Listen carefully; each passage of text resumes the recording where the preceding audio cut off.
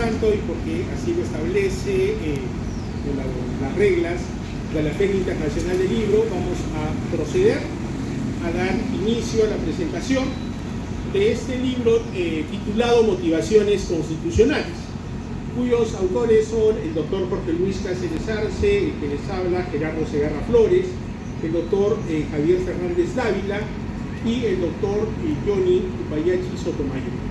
Comentarles que este libro, Motivaciones Constitucionales, surge como respuesta, como parte del proyecto que se tuvo por parte de la Universidad Católica de Santa María, conjuntamente con el convenio suscrito con la Universidad de Bolonia en Italia. La Universidad Católica de Santa María, a raíz del 14º Congreso Internacional de Derecho Constitucional que se llevó a cabo en la ciudad de Arequipa en el año 2022, en este Congreso Iberoamericano, se firmaron distintos convenios con varias universidades del mundo, entre ellas con la Universidad de Bolonia, en la que se establecía la posibilidad de que docentes del claustro santamariano podamos acceder a maestrías que dicta esta prestigiosa casa de estudios. Ustedes conocen un poco de historia, debemos señalar que la Universidad de Bolonia es la más antigua del mundo, que se fundó en el año 1055. Entonces está muy próxima a cumplir ya 2 milenios o un milenio de antigüedad. Entonces este libro recopila lo que vienen a ser las tesis de los profesores santamarianos. En este caso, el doctor Jorge Luis Cáceres Arce es la tesis denominada La crisis constitucional republicana peruana. La del doctor Javier Fernández Dávila Mercado, el sistema interamericano de protección de los derechos humanos y su aplicación en el Perú.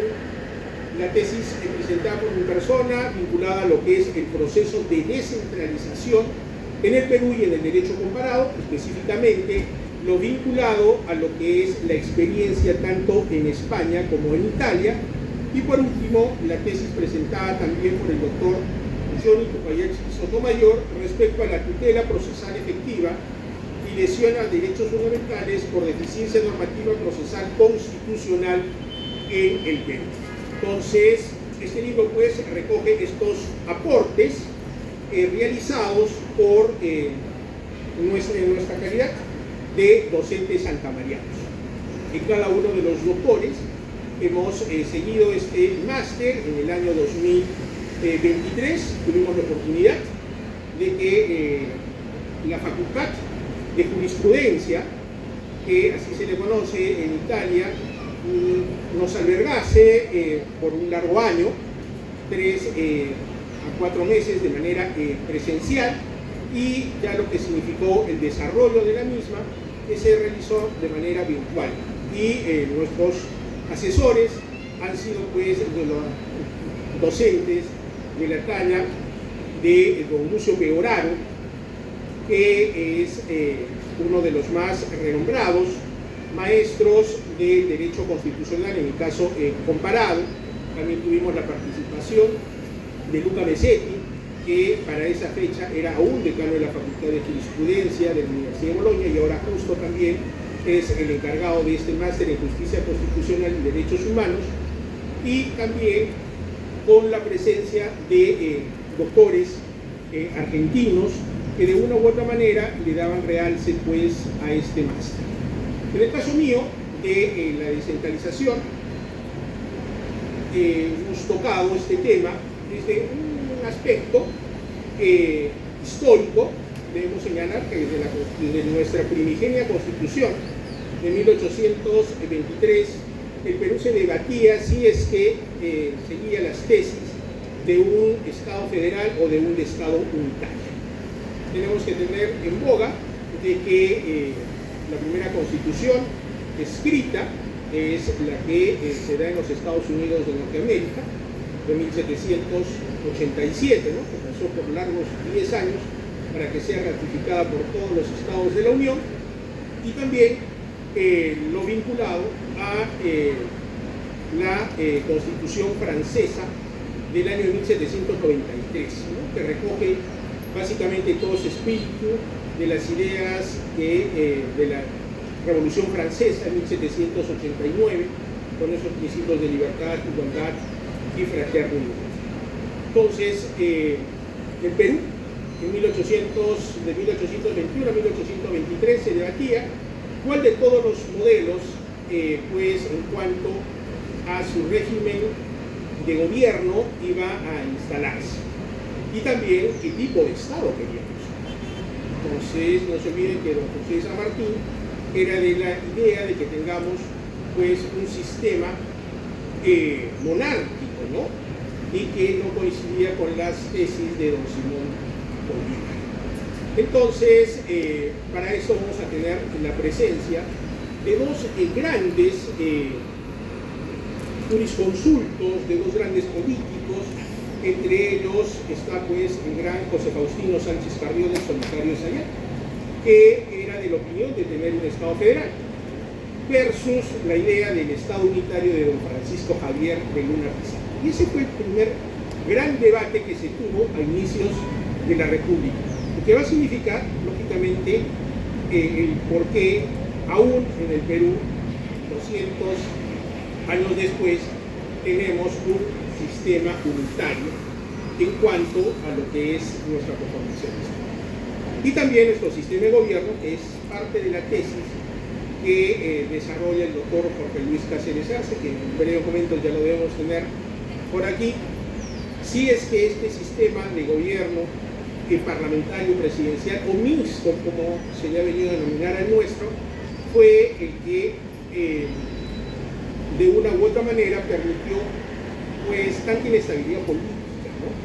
A diferencia de un sistema de gobierno puro, o el presidencialismo o el parlamentarismo, que en las sociedades en donde se aplican estos sistemas puros ha permitido pues mayor estabilidad política. El hecho de tener sistemas de gobierno híbridos genera mucha inestabilidad, ¿no? Prueba de ello es que nosotros en menos de 10 años hemos tenido 6 presidentes. Entonces, señores, y con la descentralización que se dio inicio desde los albores de la República, si es que éramos un gobierno o un Estado federal o éramos un Estado unitario. Debemos señalar que nuestras primeras constituciones, tanto la de 1823, la de 1826, que es la Constitución vitalicia, y la Constitución de 1829, madre de todas las constituciones, de acuerdo como lo señala don Manuel Vicente Villarán, se mantiene el sistema unitario, con la demarcación política del sistema francés. Vean ustedes que en cuanto a este tema no es nada, no es algo que nuestros padres de la patria así lo hayan establecido. Esto, como les digo, es producto de, como nos dirían dicen ahora los alumnos, un copyright, ¿no? Tratamos siempre de sacar lo mejor de cada uno de los sistemas que imperaban en ese entonces. Cabe indicar que pues copiamos la demarcación de lo establecido en la Constitución francesa, de tener departamentos, de tener provincias y de tener distritos. Esto es importante porque eso también lo copiamos y se mantiene este aspecto. Otro ítem singular que nosotros vamos a tener es que en la Constitución del año de 1834 ya había fallecido don José Faustino Sánchez Carrió, lastimosamente los grandes pues, maestros del derecho de ese entonces siempre terminan de fallecer muy jóvenes, ¿no? En el siglo XIX, José Faustino Sánchez Carrión, en el siglo XX, lastimosamente Pedro Planas, que nos deja muy prematuramente, ¿no? Porque de repente, si se hubiesen mantenido, las cosas hubiesen sido totalmente distintas. Entonces, tenemos la figura egregia de Francisco Javier de Luna Pizarro, y bueno, después de reflexionar un tanto al respecto, dice, bueno, ¿por qué no tomamos la tesis federal? La tesis federal de José Faustino Sánchez Carrión. Pero la idea inicial de José Faustino Sánchez Carrión era establecer un Estado federal, pero con los mismos departamentos que tenía el Perú. No se olviden de que al inicio de la República solamente contábamos con 5 departamentos, ¿no? Lima, Trujillo, Arequipa, Cusco, el norte en Trujillo. No teníamos más departamentos. Cada departamento era lógicamente casi una región. Pero los otros padres de la patria entendían de que teníamos que unirnos con otros países. Y entonces es ahí que surge pues, la necesidad esta de permitir en la constitución política cómo podemos confederarnos con otras naciones. Y en esta constitución de 1834, estando Francisco Javier de Luna Pizarro, se autoriza por primera vez, ¿no? Se elimina una fórmula que estaba en los anteriores textos constitucionales para permitir la confederación. Y lógicamente, ¿con quiénes nos vamos a confederar? No nos íbamos a confederar con Ecuador, porque Ecuador nos tenía un poco de recelo porque Guayaquil era un puerto que, si bien estaba en el Ecuador, era más fácil, era más accesible para los de Guayaquil llegar a Lima que subir hasta las cumbres de Quito. Entonces, Ecuador siempre ha tenido recelo de parte de Guayaquil. Y lo que era natural era lo que significaba pues unirnos con lo que siempre había sido el Alto Perú.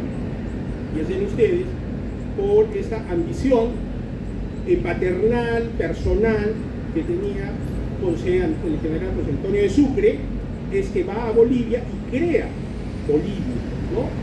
Crea Bolivia. Cuando eso era parte del Alto Perú, ya saben, Bolivia está vinculado al término Bolívar, ¿no? Porque Bolivia no existía, era parte del Alto Perú. Y es más, en un momento, esa parte del Alto Perú también formaba parte del Virreinato del Río de la Plata. Entonces, ese sector o bien formaba parte de la República Argentina o bien formaba parte de Perú. Pero la ambición personal de José Antonio de Sucre de decirle a su maestro Bolívar de que todo lo que hacía lo hacía pensando en él, lastimosamente conlleva a esta división entre Perú y Bolivia, y bueno, lo natural era pues que nos confederemos con Bolivia. Ahora, la razón es sencilla en cuanto al sentido de que teníamos que unir Perú y Bolivia. Como lo decía el padre Mier, que es uno de los grandes padres de la patria norteamericana, la confederación está hecha para unir lo que estaba desunido y no para desunir lo que estaba unido. Entonces, señores, esta confederación tenía que llegar tarde o temprano. Lastimosamente tuvimos peruanos que no supieron entender lo que significaba pues ser confederado y se prestaron a intereses de un país con el cual ni siquiera nosotros teníamos límites, que era Chile, y se van a unir básicamente porque la persona de repente más importante que tenía la confederación, el protector de la confederación Perú-Boliviana, fue el general don José de Santa Cruz, general Santa Cruz, Andrés de Santa Cruz. Entonces este general en un principio aglutinó a ciertos peruanos, pero al parecer este primer militarismo que nos señalaba Sadre era pues muy ególatra, ¿no? Entonces, ¿cómo voy a permitir de que el protector de la confederación sea un boliviano? Y lastimosamente lo que había empezado bien, al final se revela Gamarra, y Gamarra se asila en Chile y se convierte en un asalariado de Chile. Y se lleva a lo más graneado de los generales del Perú. Se lo llevó a don Ramón Castillo, se lo llevó a don Rufino Echenique, se lo llevó a Miguel Iglesias. Y esta gente era pagada por Chile. Lastimosamente, siempre el peruano le da una segunda oportunidad, y le dimos una segunda oportunidad al mariscal don Ramón Castillo y lo hizo bien, como también, por ejemplo, le dimos una segunda oportunidad a don Nicolás de Pierona, ¿no? Que en un principio fue por todos denosado porque, bueno, él era ministro de Economía en el tiempo de Manuel Pardo y Lavalle, pero no sabía nada de guerra, ¿no? Y hizo perder en Lima todo lo que son las batallas de Miraflores. Y lastimosamente, bueno, cayó la capital en manos de los chilenos, pero posteriormente se reivindica y llega a ser uno de los mejores presidentes, y con él se van a sustentar las bases para lo que posteriormente va a ser la República Aristocrática. Y también en los tiempos actuales, sabrán ustedes, también le dieron una segunda oportunidad a Belaúnde, le han dado una segunda oportunidad a la nación. Entonces el peruano siempre trata de reivindicar de repente a los presidentes que hicieron una mala labor y que después se reivindican en sus segundos periodos de gobierno. Entonces, señores, tenemos la confederación. Lastimosamente, en un principio, las fuerzas del general don Andrés de Santa Cruz ganan a Salaverry. En un primer momento también le ganan a Gamarra, pero va a llegar la famosa batalla de Yungay y se deja sin efecto la Confederación Perú-Boliviana, digamos nuevamente a la anarquía de los militares, y este pequeño experimento que habíamos tenido de confederarnos, de hacer una federación, va pues caer en el olvido. Pero eso no significaba de que regiones como Arequipa, como Cusco, como Puno, sean pues las más emblemáticas en cuanto a exigir de que las provincias también existen, ¿no? Creo que es un clamor hasta la actualidad. Inicios a fines, mejor dicho, del siglo XIX, no el siglo pasado, sino fines del siglo XIX, se va a dar una famosa norma impulsada pues, en el gobierno de Manuel Pardo y Lavalle para ver temas de la descentralización fiscal, no territorial, sino de una descentralización fiscal que permitía pues, de que ciertos impuestos, tributos, se descentralicen a favor de cada uno de los departamentos. En la Constitución de 1920 sí vamos a tener ya los inicios, puede ser, de una descentralización. Tengan ustedes en cuenta que don Augusto B. Leguía, la Patria Nueva, traía pues la esperanza, ¿no? Como siempre, de un nuevo gobierno, y se van a establecer pues los primeros esbozos de regiones. La Constitución de 1933, el Congreso Económico, una constitución de Luis M. de Cerro, en la que tuvieron que lastimosamente extraer, sacar a la fuerza pues a los representantes apristas de este Congreso. La figura señera de Víctor Andrés Belaúnde, uno de los más precaros intelectuales de esa época. Y vamos a llegar a la Constitución de 1970. Una Constitución que marca un antes y un después para lo que es el constitucionalismo peruano. Hasta esa fecha habíamos tenido 10 constituciones, pero se vivía no sobre lo que implicaba una constitución. Estaba vigente desde el año 68 el famoso Estatuto del Gobierno Revolucionario de las Fuerzas Armadas. Entonces, como lo dice el maestro García Belaúnde, que nos precede en todo lo que es estos estudios en esta materia, pues él dedicado, ¿no? Y a pesar de todas las críticas que tenía, ¿no? Lo decía el maestro García Belaúnde, ¿cómo te vas a dedicar al derecho constitucional si eso no existe, ¿no? Para ese entonces o todo era derecho civil o todo derecho penal. ¿Cómo vas a estar con, pues, siguiendo algo que no se da, no se vive, no tiene realidad, no tiene vigencia? Pero él, pues, flaco favor, se persistió y es hoy, pues, el maestro de todas las generaciones que somos en el derecho constitucional. Posteriormente a ello, el 93 vamos a tener esta constitución, producto del golpe de Fujimori, del CCD, en el 93, un referéndum que al final no se sabe si se aprobó o no se aprobó, y que nos ha permitido tener una constitución. Pero esta constitución del año 93 y la del 79 se regían sobre la base de una constitución que era la española, la Constitución Española de 1978. Ya saben ustedes que España enfrentaba más de 40 años de un gobierno dictatorial de Francisco Franco, está en el proceso de transición, y en el año 78 ellos tienen pues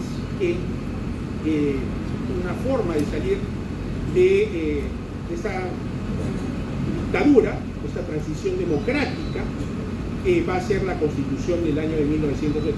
Como les he dicho, en el Perú no hemos inventado absolutamente nada. Vamos a extraer de la Constitución española del 78 todo lo que es el proceso de descentralización en base a lo que son sus autonomías.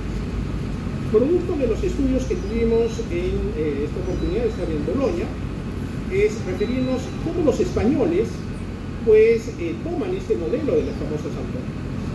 Y conversando con ciertos autores que tuvimos la oportunidad de conversar, ellos nos señalaban de que habían tomado como referencia la Constitución italiana del año de 1947. Entonces, ya saben que Italia pierde la Segunda Guerra Mundial, tiene una constitución. Pero la Constitución italiana del 47 sí nos habla de regiones, no de autonomías. Y producto de las investigaciones que hacemos en Italia, los italianos tampoco no habían inventado lo que es la descentralización y la regionalización. Ellos toman como modelo la Constitución española del año de 1931, que es la que instaura en España la Segunda República. Entonces, ¿qué es la Constitución?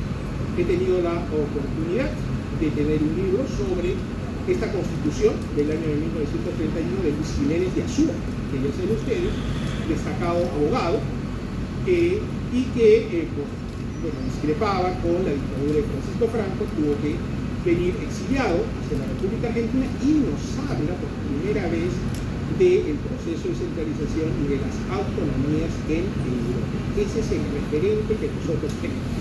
Entonces empezamos Constitución española del 31, la Constitución italiana del 47, la Constitución española del 78, nuestra Constitución del 79 y la del 93.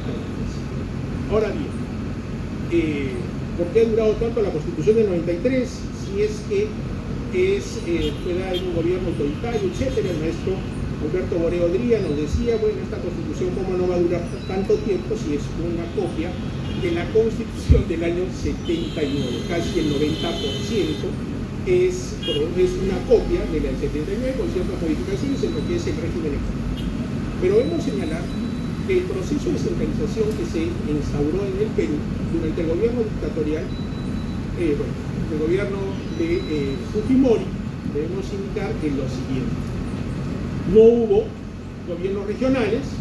En una disposición transitoria final se estableció que las regiones debían continuar con los antiguos departamentos. Ese es el gran problema y objeto del estudio de este libro. Y Fujimori va a tener lo que son los consejos transitorios de la administración regional, que dependían de un superministerio, el Ministerio de la Presidencia. Entonces, ya saben ustedes que en el año 2000 se dan elecciones fraudulentas. Fujimori va a renunciar por fax, se convocan elecciones y va a salir elegido Toledo. Toledo, señores, uno de sus compromisos de campaña era pues la descentralización, porque hasta esa fecha teníamos un hipercentralismo, ¿no? Y Alejandro Toledo se comprometió con todos los demás partidos en el famoso Acuerdo Nacional y se coloca como una política de Estado la descentralización. Y es a raíz de que se toman estos acuerdos en esta organización que todas las fuerzas políticas que estaban en el Congreso del año 2001 al 2006 van a llevar a cabo toda la modificación del capítulo vinculado a la descentralización. Y es a partir del año 2002 donde primero se modifica la Constitución y después se van a dar leyes que son fundamentales para este país, empezando con la Ley de Bases de Descentralización, la Ley de Gobiernos Regionales, la Ley de Gobiernos Municipales, la Ley de Demarcación Territorial, que también era importante porque eso iba a permitir la conformación de regiones, que era lo que aspirábamos, y también la Ley del Presupuesto Participativo. Y también se va a crear lo que se denominó el Consejo Nacional de Descentralización, que estaba a cargo de un director que se reunía con los ministros, despachaba el Consejo de Ministros y si bien tenía voz, no tenía voz. Pero ese era el nivel que se le dio a este Consejo Nacional de Descentralización, cuyo último director fue Luis Iván Taiz, ¿no? y con el cual se presentaron diversos aspectos sobre la descentralización. Posteriormente llega el gobierno de Alan García del 2006 al 2011 y uno de los principales retos del partido aprista y de Alan García, como les había comentado, era pues la descentralización, ¿no? Estaba dentro también de los distintos planes que tuvo el partido aprista peruano. Y bueno, tenía que mejorar lo que no pudo hacer en su gestión anterior, y él va a llevar a cabo un foro, va a incentivar todo lo que es la transferencia de competencias y atribuciones y efectivamente el acceso, ¿no? Y en eso creo que no va a existir ninguna persona que pueda poner en tela de juicio lo que hizo Alan García, pero tuvo un gran error. ¿Y cuál es ese error, ese gran error que tuvo Alan García? Desaparecer el Consejo Nacional de Descentralización y dispuso y convirtió que se fusionase con la presidencia del Consejo de Ministros, y en la presidencia del Consejo de Ministros ni siquiera pues lo puso al rango de un viceministerio, sino como una Secretaría Nacional de Descentralización, porque él no quería que nadie lo opacase pues en sus tareas de entregar competencias y atribuciones. Ese fue el gran error de Alan García. Viene el gobierno de Ollantumala, ya saben ustedes que ingresamos a lo que se denominó el piloto automático, no más competencias, no más atribuciones. Las grandes obras las manejaban directamente desde Lima, el caso de la Transoceánica Sur y lo que iba a ser el oleoducto del sur, ¿no? La Transoceánica sí se llegó a hacer la carretera, pero lo que es el oleoducto del sur no se llegó a hacer. Estamos en un proceso judicial con Odebrecht. Los tubos los pueden encontrar, la gran cantidad de ductos que se compró, que lastimosamente ya no sirven para esta mega obra, están en toda la carretera panamericana y con un proceso judicial con Odebrecht, ¿no? Entonces, y se baja la intensidad de lo que es la descentralización hasta lo que significa ahora. Si bien en el gobierno después de PPK, de Vizcarra, viene lo que es la COVID, no se ha dado ningún impulso a la descentralización. Ya saben ustedes lo que era la política de salud para ver lo del COVID, lo ha manejado directamente el gobierno nacional, lo que es educación de la misma manera, y llegamos a la época de Pedro Castillo, que quiso hacer estos bores regionales, estas grandes asambleas regionales, pero en las cuales ni siquiera se establecían, no se llevaban ni las actas. Y en el gobierno de Dina Boluarte se siguen dando de una u otra manera pues estos bores regionales, pero sin que esto signifique mayor capacidad por parte de los gobiernos regionales. Ahora, ¿qué es lo que sucede? Se transfirieron millones, miles de millones a los gobiernos regionales, básicamente del gobierno de la nación. Lastimosamente las regiones no estuvieron preparadas para recibir esa cantidad de dinero. Y al término de la gestión, estamos hablando entre los años 2010-2011, de los 26 gobiernos regionales, 24 presidentes hasta ese entonces regionales, todos tenían procesos penales. Ya ven ustedes lo que sucedió en Ancash, ¿no? Encarcelado porque simple y llanamente no había capacidad de juicio.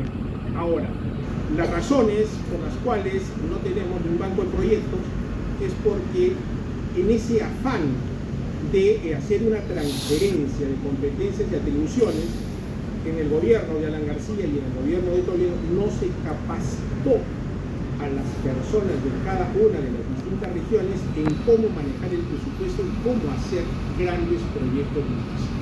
En Arequipa tenemos un gran proyecto que se llama Majesivas 2. Majesivas, la primera etapa culminó en los años 1985-86, y de ahí no podemos, van a pasar más de 40 años y no podemos hacer la segunda etapa. Así, una situación muy similar a lo que sucede en el norte con Olmos, etc. ¿no? Ya siquiera ellos han podido hacer también, o por lo menos continuar. Nosotros todavía estamos en nada. Lógicamente, porque las regiones no han sido capacitadas pues para desarrollar estos grandes proyectos. En Chile, ¿cómo funcionó este sistema de la descentralización? Porque tampoco crean ustedes que nosotros somos el único país. Funcionó mediante, básicamente, otra figura que existe en el derecho, que es básicamente la desconcentración. ¿Perfecto? ¿Qué significa? Que antes de pasar a un proceso de descentralización, primeramente capacito a las personas, creo una cultura sobre lo que implica este proceso de centralización. Creo gestores en proyectos, creo un banco de desarrollo de proyectos y posteriormente empiezo con una descentralización efectiva como lo que tenemos. Entonces, señores, esto es una de las grandes conclusiones a las que se arriba en esta parte, ¿no?, de este libro vinculado al tema de la descentralización, un aspecto que por estos problemas de la corrupción se ha dejado un poco de lado, ¿no?, cuando en realidad pues es uno de los aspectos primordiales si nosotros queremos tener un país que afronte con muchas ganas, con muchos éxitos estos estos nuevos 100, 200, 300 años que se vengan y afrontar con estos, en base a unos nuevos resultados a estos 200 años que han pasado de la descentralización. Un tema que ha estado muy en boga y que ahora lo retomamos como un factor importante para el desarrollo humano, porque la descentralización, señores, no solamente es tratar pues de armonizar mejor el territorio, etcétera, sino que es el pilar fundamental para conseguir el desarrollo humano, el tan ansiado desarrollo humano, para superar todas esas brechas que existen pues en la actualidad, donde no existan peruanos de segunda clase, donde los jóvenes puedan tener igualdad de oportunidades tanto en Lima, en Arequipa, en Puno, en Tacna, en Moquegua, en Cusco, ¿no?, y también la oferta laboral, ¿no?, que no se circunscriba también a las capitales. Y esto de la descentralización es óbice para que no solamente las capitales de provincia, porque podemos descentralizar al país y crear 6, 7 grandes macroregiones, ¿no?, pero siempre vamos a tener esa capital y esa capital va a ser un núcleo y ese núcleo siempre va a querer tener todo nuevamente pues el poder, porque esto también está en función a ese concepto del poder egocéntrico que se puede tener. Entonces la receta fundamental para esto, señores, es la educación. Si es que no tenemos una clase empoderada en base a la educación, por más que tengamos mejores normas y esa receta de que la Constitución cambia todo, eso no lo es. Esa no es la receta. Podemos tener la mejor Constitución, como fue la de 1920, pero que sin embargo no resolvió el problema del autoritarismo de don Augusto de Leguía, la clase social, etc. Entonces, señores, esto en cuanto a este tema de la descentralización, no sé si existen algunas preguntas por parte del auditorio. Acá nosotros tenemos que respetar los minutos que nos han dado y agradecerles por su participación el día de hoy en la Universidad Católica de Santa María, dentro de lo que es su fondo editorial. Estamos presentando este libro de motivaciones constitucionales el día de hoy, y mañana también estamos presentando otro libro que es el de regímenes políticos del maestro Pedro Planas, que lastimosamente nos dejó pues a muy temprana edad y a inicios de este siglo. Es una tercera reedición y un clásico de clásicos para los que estudian la ciencia política y el derecho constitucional, a quienes invitamos también, me parece que es en este mismo auditorio el día de mañana a las 5 de la tarde. Entonces, a consideración de los amigos del problema mediante el cual la descentralización ha pasado a un segundo plano. Ese es el gran problema, de que todos ahora nos abocamos a los males de la corrupción y hemos dejado varios temas sobre el tintero, y uno de esos es la descentralización. La corrupción, lógicamente, ha opacado cualquier otro problema. Y ahora ya no hablamos mucho de corrupción, ahora hablamos de la inseguridad ciudadana, ¿no? Gracias a Dios estamos en un sitio en el que no tenemos... Por la exposición muy breve. Antes de la ley tiene que haber regiones naturales, sociales, económicas. Arequipa es un caso. Correcto. Quizá de todos los departamentos del Perú, Arequipa, quizás con La Libertad, eran los dos departamentos que tenían más condiciones preconstitucionales, prelegales, o sea, una cultura común, una base económica mínima, un poder económico local, etcétera, etcétera. Sin embargo, no ha funcionado. ¿Por qué? En el caso de Arequipa. ¿Qué es lo que ha sucedido? Nosotros no se olviden que en el año 2011 se lleva a cabo en el 2006, se lleva a cabo un referéndum. Correcto. Y de las únicas regiones, porque se lleva a cabo una en el norte, una en el sur, de los únicos departamentos, o el único departamento que vota a favor de la regionalización fue Arequipa, ¿no? Y lógicamente, ni por no despreciar a las otras regiones con las cuales teníamos que conformar, sino que simplemente Arequipa apuesta por estos aspectos constitucionales, ¿no? Ahí existe una alta cultura jurídica y lógicamente en materia constitucional podemos señalar largamente que Arequipa ha superado todos los cánones en cuanto a lo que es el derecho constitucional.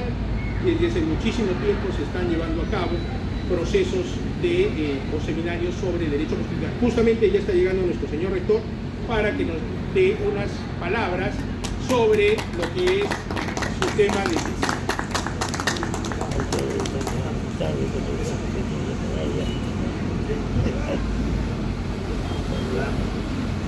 Buenas tardes, gracias por esperarnos, el otro vuelo se atrasó. Ya saben que los chilenos ahora gobiernan los cielos. Se atrasó más de una hora el vuelo que venía de Lima a Arequipa. Gracias por estar, gracias Gerardo. Bueno, este libro es un texto que un esfuerzo académico entre la Católica de Arequipa con la Universidad de Bolonia, la primer centro de estudio sobre nuestra faz terrenal, y fue producto de 4 investigaciones, Gerardo ya lo ha explicado con detalle, que llevamos a cabo docentes de la universidad, producto del convenio que tenemos con esta prestigiosa universidad, la de Bolonia, y que nos dejaron en libertad que hablemos sobre una serie de problemas que atraviesa el país. Uno de ellos vinculado a la llamada soberanía constitucional, que es un asunto que creo que nos incumbe a los 34 millones de peruanos, unos civilizados y otros no civilizados. Dirán civilizados y aquellos que creen que todavía solo deben exigir derechos y no cumplir deberes. Y hablamos sobre soberanía constitucional en relación a algunas decisiones de la Corte Interamericana, de la cual seguimos aplaudiendo que el Perú debe ser parte de ella, porque creo que no podemos excluirnos, o menos aún actuar en forma aislada, de una protección supranacional de derechos, pero tampoco admitir y permitir que la Corte termine tomando decisiones que violen la soberanía constitucional de cada país. Recuerdo una decisión de la Corte hace más de 10 años, el caso famoso de Almodóvar, que establecía que, bueno, muy bien, vino el debate y si era posible incorporar a las legislaciones nacionales el aborto. Pero el terapéutico es el que está debidamente fundado en razones científicas, o es la vida de la madre o la vida del hijo, pero no podemos abrir abiertamente el aborto para de que la madre y el padre irresponsable termine decidiendo sobre un tercero. Y fue una decisión de la Corte que no la compartía la mayor parte de miembros de los Estados americanos, pero que la Corte, una cosa es que te recomiende y otra cosa es que te lleve el camino de la imposición. Otro caso concreto estuvo referido al matrimonio de personas del mismo sexo. Nosotros, para poder incorporar esta figura, requerimos una reforma constitucional en el Perú, porque usted lo conoce. La Constitución establece que el matrimonio es la unión de hecho y de derecho entre un varón y una mujer libres del impedimento matrimonial. Consideraron muy bien, ¿saben qué? Ya debe incorporar en la legislación esta decisión que tomó también la Corte Interamericana en relación a incluir, añadir en las legislaciones nacionales el tema del matrimonio de personas del mismo sexo. Yo personalmente no lo comparto. Y se lo digo a mis alumnos de pre y posgrado, díganme conservador, pero creo que Dios nos hizo varones y mujeres, con todo respeto. Y dentro de esa excepción, lo otro hay que respetar. Por supuesto que hay que respetar el derecho a amarse los varones y las mujeres, al de convivir, perfecto. Y el de hacer una vida común, permanente. Estamos totalmente de acuerdo. Pero no pueden venir a pretender a imponernos decisiones supranacionales que modifiquen usos, costumbres e instituciones en el Perú. Y un tercer caso es lo reciente. donde nos convocaron para ser agentes del Estado peruano. Bueno, sigo siéndolo, porque este proceso está ya en una etapa podemos decir, de desactivación, porque fue el caso de Barros Altos y la Cantuta. No venimos a defender a Alberto Fujimori, que quede muy claro. Yo jamás voy a defender golpes de Estado y quebrantamientos al orden constitucional, porque dejaría de ser no solo profesor de Derecho Constitucional, sino también de presidente de la Asociación Peruana de Derecho Constitucional, que alberga maestros de la talla de García Belaúnde, García Toma, Tito Borea, Aníbal Quiroga, Ernesto Blume, Pancho Guiguren, etcétera, etcétera. ¿Por qué? Por una razón sencilla. ¿Qué dijo la Corte en este caso? Que el Congreso de la República deje de legislar en determinadas materias. Nosotros le respondimos a los jueces de la Corte que no estaba Alberto Borea ni Diego Morales, que son los que recientemente han sido incorporados en enero de este año, por si acaso. No estaban Alberto Borea ni Diego Moreno, perdón, no Morales, Diego Moreno, de la ciudadana paraguaya. Le respondimos que con ese criterio, por la misma razón no derecho, al Ministerio Público también le debían decir que deje de dictaminar o que deje de investigar en ciertas materias, o que las universidades dejemos de investigar sobre ciertas materias, y así, en ese camino. No veníamos a defender este Congreso que no tiene el 5% de aceptación ciudadana, al que también castigamos por sus decisiones totalmente anticívicas, inapropiadas, que creo no están ajustadas en muchos casos a la realidad de los millones de peruanos. Lo que venimos a defender era el respeto, reitero, a la soberanía constitucional del Estado peruano. Y ello creo que jamás hay que perder. Porque el día que perdamos de soberanía, carecemos de identidad. Carecemos de identidad. Carecemos de esa visión y misión del país. Y ya no tendríamos el título de república, que nos ha costado más de 204 o casi 204 años a todos los peruanos y peruanas y a todas las generaciones y a todos aquellos que piensan como conservadores, como liberales, como socialistas, como socialcristianos, socialdemócratas o capitalistas. Y nos dieron las razones que esto contiene este libro. Pero también ya me han dado la papeleta roja que debo culminar por el respeto del tiempo.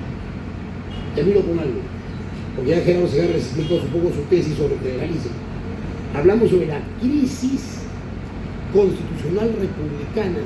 Acá aparece un ensayo que trabajé sobre todos los momentos de anormalismo constitucional, de golpes de Estado, de situaciones que lamentablemente se apartaron del régimen constitucional. Desde el primer momento, el Perú nació con crisis constitucional. Recuerden, y con eso termino, recuerden que nuestro primer presidente elegido por el Congreso, que debía ser un Congreso bicameral, pero fue unicameral porque no se instaló el Senado, José de la Riva Agüero y Sánchez Boquete, fue elegido en febrero de 1823 por el Congreso unicameral. Y en junio de ese mismo año, el propio Congreso que lo elige lo destituye. No había la figura en la Comisión de Resistencia de la vacancia presidencial. Y Rivadavia se va a Trujillo y disuelve el Congreso desde Trujillo. ¿Ven? ¿Fue una primera crisis o no fue una primera crisis constitucional? El presidente apartó el cargo disolviendo el Congreso del presidente. ¿Fue una primera crisis o no fue una primera crisis? Nosotros nacimos en crisis constitucional. Y es lamentable que hoy, en un periodo presidencial que está por culminar, hayamos tenido 8 presidentes de la República, 8 presidentes de la República en menos de 16 años. Perfecto. Pero en estos últimos 16 años, eso sí hay que sentirnos cómodos. Hemos tenido solo un presidente del Banco Central de Reserva. Creo que es una comparación histórica, atendible y entendible. Esperemos superar las crisis constitucionales por el bien de las generaciones, de los nietos, de los que vienen. Muchas gracias por la atención y por el respeto.